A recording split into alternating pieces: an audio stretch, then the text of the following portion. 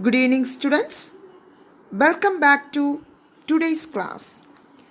In the previous class, we completed the 7th chapter, India after Independence.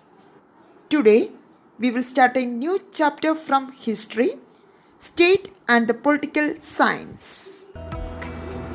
Observe this picture. These are the different states of India. Students, do you know what is state? A group of people residing permanently within a particular territory within a sovereign government is called state. Let's find out the basic factors of a state. The main factors are population, territory, government and sovereignty. First one, population. Population is an indispensable factor in the formation of a state. For the existence of a state, the people should live unitedly with mutual understanding, interdependence, and common public interest.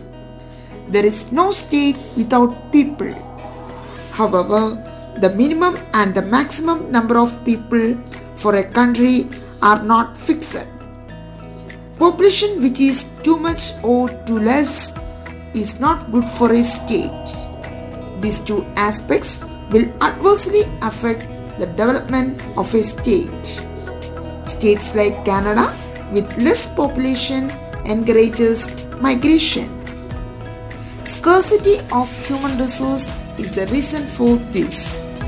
At the same time, high population leads to unemployment and poverty. Students, have you know what is the peculiarity of the people of a nation? The people of a nation need not belong to any single religion, speak any particular language, or follow a particular culture.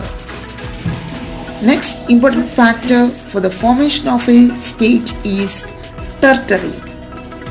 A state should have an exact territory with clear-cut boundary. The state is formed when the people settle permanently in a particular territory. The state should have complete control over its territory.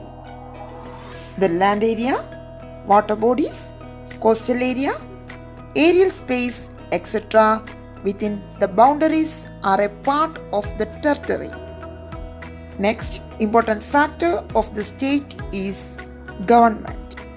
Do you know which are the organs of the government? Yes, the main organs are legislature, executive and judiciary. Government is an unavoidable constituent of a state. On behalf of the state, the government makes and executes law and ensures justice to the people.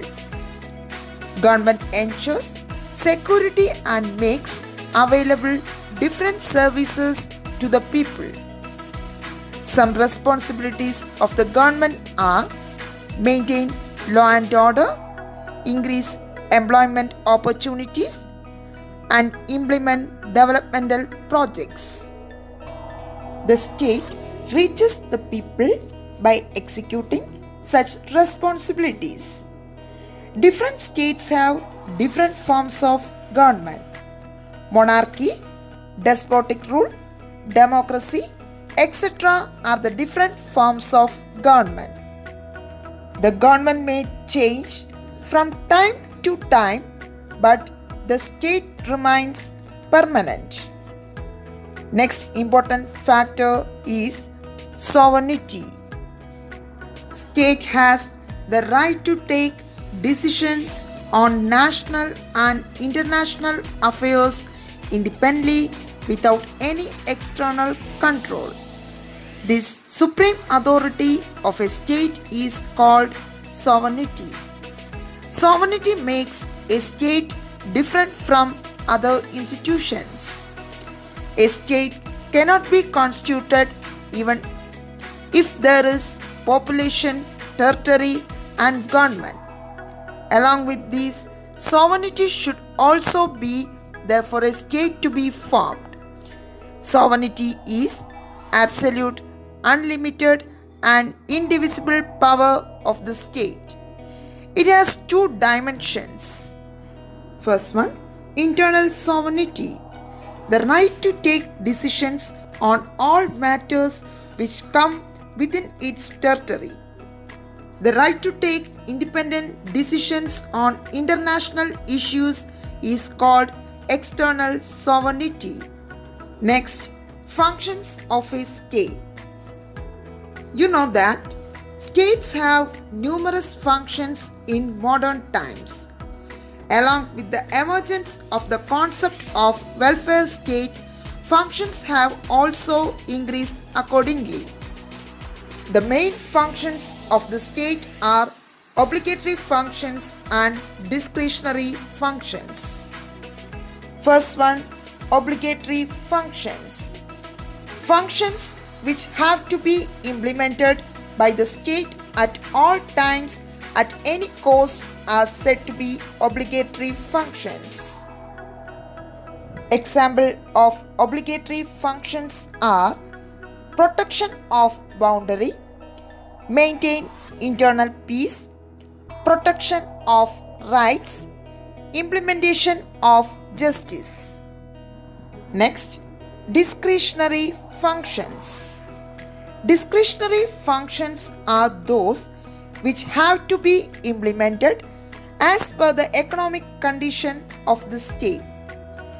Example for discretionary functions were protection of health, provide educational facilities, implement welfare programs, and provide transportation facilities.